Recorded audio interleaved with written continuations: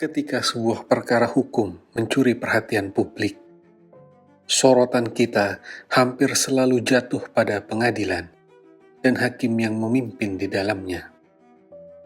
Kita bertanya dalam hati, apakah mereka adil? Apakah hukum benar-benar ditegakkan? Namun, keadilan bukanlah sesuatu yang mudah ditangkap.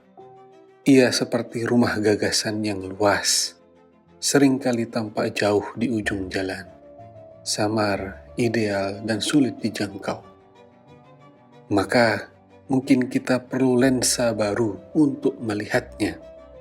Bukan lensa moral yang kabur oleh emosi, melainkan lensa yang lebih instrumental, yang menajamkan pandangan kita terhadap proses, bukan hanya hasil. Inilah yang disebut keadilan prosedural. Sebuah cara untuk memahami keadilan bukan sebagai hasil akhir, tetapi sebagai pengalaman manusia di sepanjang proses hukum. Dalam pandangan ini, keadilan muncul bukan karena putusan dimenangkan, tetapi karena pihak merasa mereka didengar, bahwa prosesnya dijalankan dengan jujur, netral, dan konsisten. Dua hal menjadi penandanya. Pertama, keadilan dalam pengambilan keputusan, fairness of decision making. Dan kedua, keadilan dalam perlakuan antar pribadi, fairness of interpersonal treatment. Keadilan prosedural hadir ketika setiap orang merasa dihormati, ketika pengadilan bukan hanya tempat menghitung pasal, tetapi ruang di mana martabat manusia diakui. Ia tumbuh dari partisipasi, dari keterbukaan, dan dari rasa hormat. Dari penjelasan yang jujur, dari sikap hakim yang tidak berjarak, dan dari proses yang tidak membuat orang merasa tersingkir. Jika pengadilan adalah tempat mencari keadilan, maka ia juga adalah lembaga pelayanan. Dan setiap pelayanan ukurannya bukan hanya benar atau salah, melainkan apakah orang merasa diperlakukan dengan adil. Namun survei dan penelitian menunjukkan sesuatu yang menggelisahkan.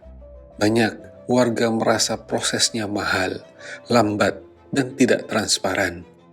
Kita melihat sistem hukum bekerja, tetapi tidak selalu merasakan keadilan bekerja. Dan disinilah reformasi peradilan menemukan maknanya. Teknologi dan informasi bukan sekedar alat baru, melainkan cara baru untuk memanusiakan hukum. Richard Susskind menyebutnya sebagai the 4-layer model, 4 lapisan kematangan digital dalam sistem peradilan. Lapisan pertama adalah dispute resolution.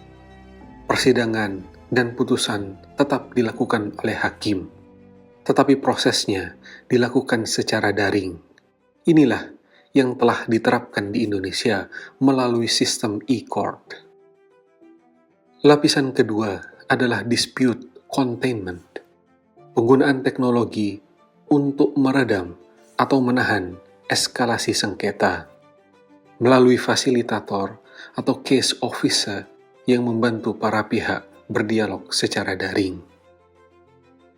Lapisan ketiga adalah dispute avoidance. Teknologi digunakan untuk mencegah sengketa dengan menyediakan sistem penilaian hukum secara online yang membantu masyarakat memahami masalah hukumnya, aturan yang berlaku, serta pilihan penyelesaian yang tersedia. Dan lapisan tertinggi adalah legal health promotion, di mana hukum berfungsi bukan hanya menyelesaikan sengketa, tetapi meningkatkan kesadaran dan kesejahteraan hukum masyarakat. Reformasi peradilan adalah perjalanan panjang, namun langkah-langkah awal seperti e-court, e-mediations, dan sistem informasi penelusuran perkara adalah tanda bahwa kita sedang bergerak ke arah yang benar. tantangannya kini bukan hanya teknologi, tetapi bagaimana pengadilan tetap berjiwa manusia di tengah digitalisasi. Bagaimana kecerdasan buatan dapat membantu tanpa menggantikan kebijaksanaan hakim. Bagaimana data dijaga tanpa kehilangan kepercayaan publik. Keadilan prosedural pada akhirnya bukan sekedar prinsip hukum. Ia adalah seni memperlakukan manusia dengan adil, bahkan ketika keputusan tidak memihaknya. Dan reformasi peradilan bukan sekedar agenda birokrasi, melainkan upaya moral untuk menyehatkan kehidupan bersama. Sebab hukum yang baik bukan hanya menertibkan sengketa, tetapi juga menumbuhkan kepercayaan bahwa kita masih bisa hidup dalam dunia yang adil.